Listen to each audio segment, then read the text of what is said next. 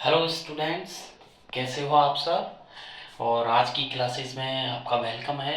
और आज की क्लासेस में कंटिन्यू करते हैं आरजी सर के साथ। और आई होप कि सारे बच्चे अच्छे होंगे और एग्ज़ाम की तैयारी में लग गए होंगे। तो कंटिन्यू करते हैं फिर आज की क्लास। ठीक है, तो चलते हैं। और आज हम केमिस्ट्री की क्लासेस लेंगे। तो केमिस्ट्री में हमने लास्ट मैंने आपको केमिस्ट्री में आपको लास्ट मैंने पढ़ाया था ऑक्सीडेशन रिडक्शन और उसका एवरीडे में क्या यूज़ था, है ना। ऑक्सीडेशन पे ही चल रहे थे हम। एवरीडे लाइफ में हमारा क्या यूज है इसका, तो देखिएगा। टॉपिक था हमारा इफेक्ट्स ऑफ ऑक्सीडेशन। क्या था? Effects of oxidation. Effects of oxidation in everyday life, यही था। ओके, तो एवरीडे लाइफ में हमारा क्या ऑक्सीडेशन का क्या इफेक्ट है, तो कंटिन्यू करते हैं। और इसमें दो टॉपिक भी हमने पढ़ लिए थे। एक तो कंबशन हमने पढ़ा था, है ना। और आई थिंक कंबशन और एक रेस्पिरेशन भी हमने इसमें पढ़ लिया था। तो फर्स्ट आपने इसमें पढ़ा था रेस्पिरेशन। क्या पढ़ा था? रेस्पिरेशन आपने पढ़ा था इसमें, ठीक है। तो रेस्पिरेशन में हमने किया था कि ऑक्सीजन हमारे जीवन के लिए, हमारी सस्टेनिंग लाइफ के लिए, हमारी लाइफ को आगे चलने के लिए बहुत ज़रूरी होती है। और ऑक्सीजन में हमने ग्लूकोज का ब्रेकडाउन बताया था, C6H12O6 प्लस O2, है ना। C6H12O6 plus 6O2 sign of arrow. तो ये बना था आपके कार्बन डाइऑक्साइड प्लस वाटर। तो यहाँ पर 6O2 प्लस 6H2O, यही हमने पढ़ा था। प्लस जो एनर्जी निकलती है यहाँ पर किसकी फॉर्म में निकलती है, बताओ? एटीपी की फॉर्म में। एनर्जी किसकी फॉर्म में है? एटीपी की फॉर्म में यहाँ पर एनर्जी है। यहाँ पर मैंने आपको ग्लूकोज बताया था, यहाँ पर आपने ऑक्सीजन लिखा था, देन कार्बन डाइऑक्साइड। तो आपको वहाँ एग्जाम में भी सारे जितने भी कंपाउंड्स है, जो भी प्रोडक्ट्स बने, रिएक्टेंट जो आप लिखो और जो भी आप प्रोडक्ट बनाओ, तो सबके नाम जरूर मेंशन कर दीजिएगा। और इधर यहाँ पर वाटर हो गया, अंडरस्टैंड। इसके बाद में हमने जो पढ़ा था, सेकंड था आपके यहाँ पर कंबशन, अंडरस्टैंड। सेकंड क्या था? कंबशन था। और कंबशन को यहाँ पर दहन बोलते हैं। क्या बोलते हैं? दहन, मतलब एक तरीके से जलना। तो कंबशन के लिए ऑक्सीजन भी एक कंबशन में हेल्प करती है। और ऑक्सीजन एक कंबस्टिबल गैस है। क्या है ऑक्सीजन? एक कंबस्टिबल गैस होती है जो सामने वाले ऑक्सीजन मतलब सामने वाले ऑब्जेक्ट का सामने वाली वस्तु को जलाने में हेल्प करती है। खुद यहाँ पर ऑक्सीजन जलती नहीं है, नो मतलब ऑक्सीजन खुद कंबस्टिबल नहीं है, जलती नहीं है। तो ऑक्सीजन सामने वाली वस्तु को क्या करती है? जलाने में हेल्प करती है, जलाने में हेल्प करती है। तो ऑक्सीजन सामने वाली ऑब्जेक्ट को जलाने में कैसे हेल्प करेगी? तो देखिए यहाँ पर हमने एक रिएक्शन, ऑक्सीजन खुद नॉन कंबस्टिबल है, ऑक्सीजन खुद नहीं जलती है, सामने वाली वस्तुओं को जलाने में हेल्प करती है। तो आपने यहाँ पर बर्निंग ऑफ मैथेन पढ़ाया था मैंने आपको, बर्निंग ऑफ मैथेन CH4 की। तो यहाँ पर हमने लिखा था CH4 प्लस ऑक्सीजन। तो फिर क्या बनेगी? कार्बन डाइऑक्साइड बनेगा प्लस वाटर बनेगा। ये आपने लास्ट क्लास में मैंने आपको बताया था, CH4 प्लस O2, अंडरस्टैंड। यहाँ पर बैलेंसिंग के लिए 2 लगा दीजिए। यहाँ पर ये गैस हो गई, गैस हो गई, गैस, और ये लिक्विड हो गया। तो मेथेन की बर्निंग में आपको कार्बन डाइऑक्साइड और वाटर बनाना है। यहाँ तक कंप्लीट हुआ था। आज हम बढ़ते हैं और आगे की तरफ चलते हैं। रेस्पिरेशन हो गया, देन देखिएगा आगे नेक्स्ट जो टॉपिक आता है एवरीडे लाइफ में ऑक्सीडेशन का, तो वो है हम पढ़ेंगे आगे इसमें। थर्ड वन जो टॉपिक आता है वो है रेस्पिरेशन हो गया, आपके कंबशन हो गया, कोरोजन। नेक्स्ट थर्ड लेंगे हम कोरोजन। तो आज कोरोजन में, कोरोजन को जो बोलते हैं हिंदी में उसे संक्षारण, इसे हिंदी साइंस में संक्षारण के नाम से जाना जाता है। और इसका मतलब होता है किसी मेटल्स का डिके। तो इसे बोल सकते हैं डिके ऑफ मेटल्स। क्या बोल सकते हैं? डिके ऑफ मेटल्स, यानी कि धातुओं धातुओं में सड़ना बोल सकते हो, धातुओं में कमी। एक तरीके से क्या हो गया? धातुओं में कमी। और वो कमी किसकी वजह से होगी? ऑक्सीडेशन की वजह से, ऑक्सीजन की वजह से। तो सिंपल सी प्रोसेस है कि कोरोजन इज ए ये आपसे पूछ लें, यहाँ पर 1 नंबर का क्वेश्चन यहाँ पे भी बनता है बोर्ड के हिसाब से, 1 नंबर का, इसे याद कर लेना। तो पूछेगा आपसे व्हाट इज कोरोजन, क्या पूछा जाएगा बोर्ड में, व्हाट इज कोरोजन। तो आप क्या लिखोगे यहाँ पर, क्या लिखोगे यहाँ पर, corrosion is a chemical reaction, corrosion is a chemical reaction in which, corrosion is a chemical reaction जिसमें किसी मेटल्स का क्या होता है बताओ, कोई भी मेटल्स होती है, decay of metals, in which, direct लिख सकते हो, इन विच मेटल्स, मेटल्स आर डिकेट, जिसमें मेटल्स क्या होती हैं, कमी हो जाती है, खराब होने लग जाती है, in the presence of atmospheric, atmosphere, in the presence of atmospheric, atmospheric या in the presence of atmospheric air, यानी कि बाहर के जो वातावरण में आप कोई भी धातु, घर में जनरली आप देखते हो कि लोहे का गेट है, लोहे से बनी कोई भी वस्तु है, अगर वो बाहर पड़ी हुई है और हवा की उपस्थिति में, नमी की उपस्थिति में अगर वो है, तो उस आयरन का उस कंडीशन में क्या होगा, कोरोजन होगा, और it is a type of chemical reaction. और यहां पर केमिकल रिएक्शन जैसे आगे चलते हैं तो 3 टाइप से, 3 मेटल्स का बताता हूं मैं आपको। तो देखिएगा कोरोजन जो है, यहां पर मैं यहां पर लिख देता हूं कोरोजन, कोरोजन में यहां पर टाइप देखिए, टाइप में कितने टाइप के, पहली बात तो हम पढ़ेंगे, एक तो मेटल है सिल्वर का, एक मैं आपको सिल्वर का कोरोजन बता रहा हूं, एक यहां पर मैं आपको आयरन का भी बताऊंगा, और एक कॉपर का। तो कॉपर देन आयरन। अगर आप सिल्वर यानी कि चांदी, ठीक है, कॉपर यानी कि तांबा, और आयरन यानी कि लोहा, तो यहां पर 3 मेटल लिए और तीनों का कोरोजन जो हो रहा है वो एक केमिकल रिएक्शन ही, और तीनों में काम एक ही हो रहा है, तीनों में ऑक्सीजन की प्रेजेंस में इन मेटल्स का डिकेंटेशन हो रहा है। लेकिन सिल्वर का जो कोरोजन है, तो सिल्वर का कोरोजन होना, देखिएगा ध्यान से, सिल्वर का कोरोजन होना, यहां पर हम लिख सकते हैं गेट्स टर्निस्ट, टर्निशिंग बोल सकते हो, गेट, यहां पर गेट्स टर्निशिंग, यानी कि सिल्वर का टर्निश होना एक तरीके से, तो सिल्वर का क्या हो रहा है यहां पर कोरोजन, तो सिल्वर का कोरोजन होना, यानी कि इसे बोलेंगे टर्निशिंग ऑफ सिल्वर, क्या बोलेंगे, टर्निशिंग ऑफ सिल्वर, अंडरस्टैंड। तो सिंपल सी बात है, चांदी का, चांदी जो हवा में है, तो अक्सर आपने देखी होगी, हम चांदी के ज्यादातर ऑर्नामेंट्स पहनते हैं, अंगूठियां पहनते हैं, चैन पहनते हैं, तो हम जब ज्वेलर से लेके आते हैं तो बिल्कुल नीट क्लीन बिल्कुल ऐसी होती है, चमकदार। लेकिन आप साल भर, 2 साल, 3 साल, उसको 5 साल पहनने के बाद आप देखोगे धीरे धीरे ब्लैक हो जाती है, क्या हो जाती है वो, ब्लैक। और चांदी का जो ब्लैक होना होता है, उसका ब्लैकिश होना, वो अगर कोरोजन की टर्म में देखें तो उसे बोलते हैं टर्निशिंग ऑफ सिल्वर, क्या बोलते हैं, टर्निशिंग। तो यहां से भी 1 नंबर का क्वेश्चन बनता है कि which of the following metal, which of the following metal is related to tarnishing of silver, which of the following metal is related to tarnishing of silver.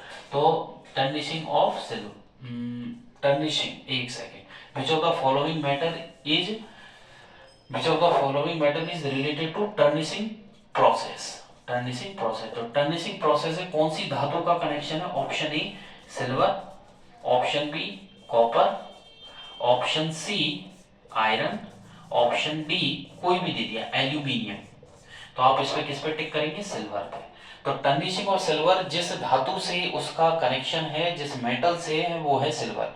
तो देखिए भैया, सिल्वर की टर्निशिंग भी केमिकल रिएक्शन है, इसमें सिल्वर क्या हो जाती है, सिल्वर गैट से टर्निश्ड, वो टर्निश्ड हो जाती है जब उसे हवा में खुला छोड़ा जाता है। आगे चलते हैं, कॉपर की देखते हैं, देखिएगा कॉपर की, तो कॉपर पे चलते हैं, इसे यहां से हटा देते हैं। कॉपर की बात करें तो कॉपर का जो डिकेंटेशन होता है, कॉपर का एयर की प्रेजेंस में जो डिकेंटेशन हो रहा है, उसे यहाँ पर ग्रीनिशिंग बोला जाएगा, क्या बोला जाएगा, ग्रीनिशिंग। तो अच्छे से ध्यान रखना। तो ग्रीनिशिंग ऑफ कॉपर, इसे बोल सकते हैं ग्रीनिशिंग ऑफ कॉपर। तो कॉपर की जो ग्रीनिशिंग होती है, तो कॉपर का जो हरापन होता है वो किसकी वजह से होता है बताइए। कॉपर का जो यहाँ पर ग्रीनिशिंग हो रही है कॉपर की, वो किसकी वजह से हो रही है। तो कॉपर की ग्रीनिशिंग जो होती है यहाँ पर CO2 की वजह से होती है। किसकी वजह से होती है, कार्बन डाइऑक्साइड की वजह से होती है।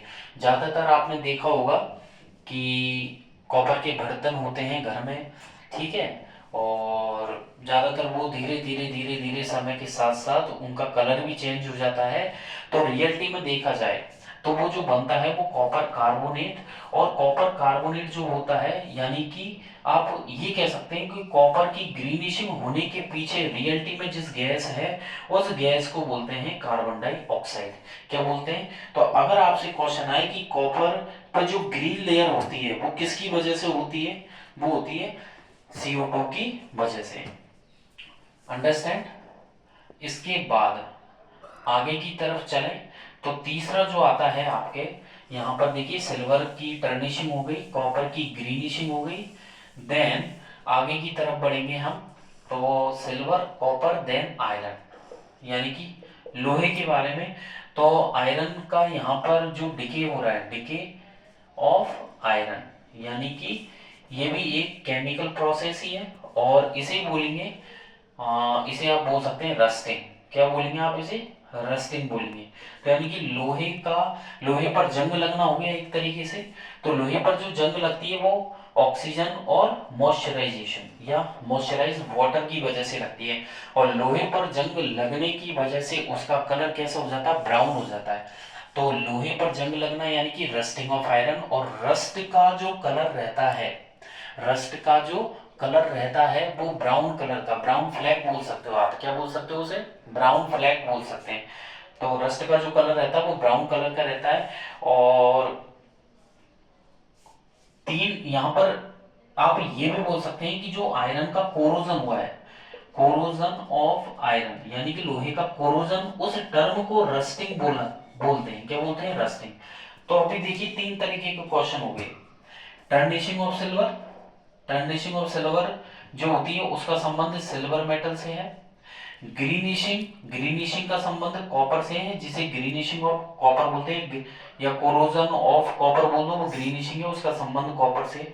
तीसरा आपका कोरोजन ऑफ आयरन है, इसका संबंध मतलब आयरन से ही है, इसे रस्टिंग बोलते हैं और इसका संबंध आयरन से है। तो देखिए आगे की तरफ, तो जो रस्टिंग ऑफ आयरन है, अगर इसकी हम बात करें रस्टिंग ऑफ आयरन की, तो इसकी रिएक्शन होगी Fe को ऑक्सीजन से रिएक्ट करवाएंगे, यानी कि Fe प्लस ऑक्सीजन प्लस किसकी प्रेजेंस में, वाटर की प्रेजेंस में। तो यहाँ पर ऑक्सीजन हम लेंगे 3/2 और यहाँ पर पता नहीं है कि वाटर के कितने मॉलिक्यूल्स हो सकते हैं, तो हमने X ले रहे हैं। क्या ले रहे हैं, X। यहाँ पर हम लेंगे Fe, कितने लेंगे, यहाँ पर 2Fe लेंगे। तो देखिए कि क्या क्या लिया गया है, 2Fe plus 3/2 O2 plus X H2O। तो क्या बनेगा बताइए, यहाँ पर जो बनेगा प्रोडक्ट वो है Fe2O3 डॉट XH2O। अंडरस्टैंड। तो देखिए यहाँ पर लोहे पर जंग ऑक्सीजन की वजह से और वाटर की वजह से लगी, तो क्या बना Fe2O3 डॉट XH2O। यहाँ पर आप लिख सकते हैं आयरन, देन यहाँ पर आप लिख सकते हैं ऑक्सीजन, देन ये हो गया मॉइस्चराइजेशन या वाटर वेपर लिख सकते हैं, या आप इसमें वेपर्स भी लिख सकते हैं, ठीक है, मॉइस्चर भी लिख सकते हैं नीचे। और ये आपके जो बना है ये आपके बनेगा, यहाँ पर आप लिखते हैं रस्ट। क्या लिखोगे यहाँ पर, रस्ट। तो रस्ट का फॉर्मूला Fe2O3 डॉट XH2। और आगे देखो तो यहाँ पर आप याद कर सकते हैं Fe2O3 dot 3H2O। Understand, 3H2O भी ये इसका फॉर्मूला होता है। X एक अननोन क्वांटिटी है, आप यहाँ पर 2 3 प्लेस कर सकते हैं। आगे की तरफ देखें रस्टिंग जो आपने पढ़ी थी, ये मैंने आपको बताई है भी रस्टिंग। तो रस्टिंग भी नुकसानदायक है, किसके लिए, ज्यादातर रेलवे ट्रैक्स पर रस्ट लग जाती है उसके लिए होती है। रेलिंग्स पर भी जंग लग जाती है, उसके लिए भी क्या होता है कि रस्ट से हमारी जो रेलिंग्स है वो गल जाती हैं, हमारे गेट खराब हो जाते हैं। तो यानी कि जब इसमें आयरन का कोरोजन हो रहा है तो सीधी सी बात है जो मेटल है उसका डिकेंटेशन हो रहा है, तो रस्टिंग होना, चाहे वो कॉपर के लिए ग्रीनिशिंग होना है, चाहे वो सिल्वर के लिए टर्निशिंग होना है, तीनों में नुकसान तो उसी मेटल का होगा, क्वांटिटी भी उसकी कम हो जाएगी। तो ये चैप्टर का लास्ट ही चल रहा है बिल्कुल, आगे की तरफ चलते हैं कि प्रिवेंट, एक और टॉपिक रह रहा है इसमें, वो है आपके रेंसिडिटी। तो नेक्स्ट टॉपिक जो हम लेते हैं इसमें रेंसिडिटी का लेते हैं। तो रेंसिडिटी का मतलब होता है विकृत गंधिता, इसे बोलते हैं, क्या बोलते हैं, विकृत गंधिता। अंडरस्टैंड। तो देखिएगा रेंसिडिटी, रेंसिडिटी यानी कि इसे बोलते हैं विकृत गंधिता, हिंदी साइंस में इसे विकृत गंधिता यानी कि खाने का खराब होना। तो रेंसिडिटी यानी कि खाने का खराब होना। और खाना जो हम, हमारा खाना जो खराब होता है वो किससे होता है, ऑक्सीडेशन की वजह से होता है। कि हम सफर में जा रहे हैं और खाना ले गए और ड्यू टू ऑक्सीजन तो वो खाना क्या होता है, स्पॉइल हो जाता है, धीरे धीरे स्मेल करने लग जाता है।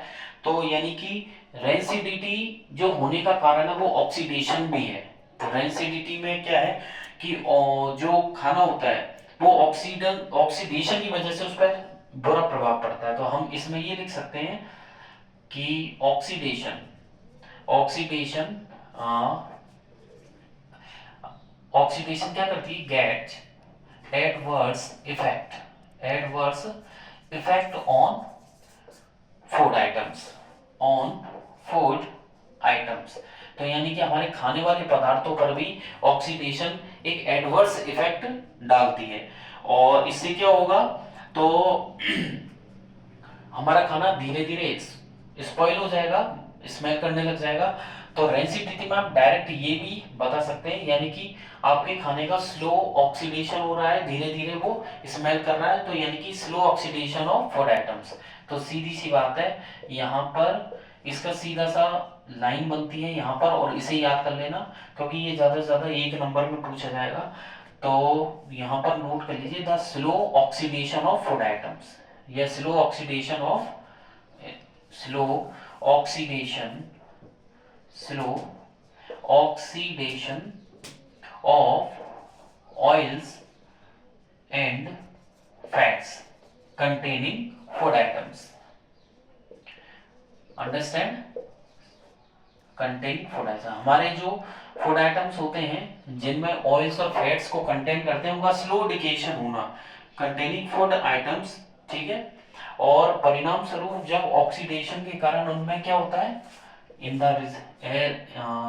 रिजल्ट्स, परिणाम स्वरूप क्या होता है, they produce, they produce foul smell, वो कैसी स्मेल क्रिएट करते हैं, फाउल स्मेल। ड्यू टू किसकी वजह से, ड्यू टू ऑक्सीडेशन, वो ऑक्सीडेशन की वजह से ही कर रहे हैं। तो कुल मिला के ये कि rancidity is the process in which the slow oxidation of oils and fats containing food items, in the results, yeah, as the results they produce foul smell, वो foul smell create करते हैं, this is the rancidity। और rancidity के बाद जो next अपन लेते हैं prevention, rancidity से क्या prevention होंगे, तो prevention for rancidity, हमारी रेंसिडिटी यानी कि विकृत गंधिता के लिए क्या इसके मेथड होने वाले हैं, क्या रोकथाम के उपाय होने वाले हैं। तो सीधी सी बात है, ज्यादातर अचार है और इस तरह के पिकल्स होते हैं तो हम इसमें ऑयल डालकर रखते हैं जिससे कि वो अचार पे फंगस ना लगे, ओके। और शुगर डाल के रखते हैं, विनेगर से डाल के रखते हैं, रेफ्रिजरेशन भी हम करते हैं। तो देखिए कौन कौन से, बाय ऑयलिंग, ऑयलिंग से आप किसी भी अचार या उस पर ऑयल डाल करके उसको, उसका ऑक्सीडेशन मतलब उसको रिड्यूस कर सकते हैं।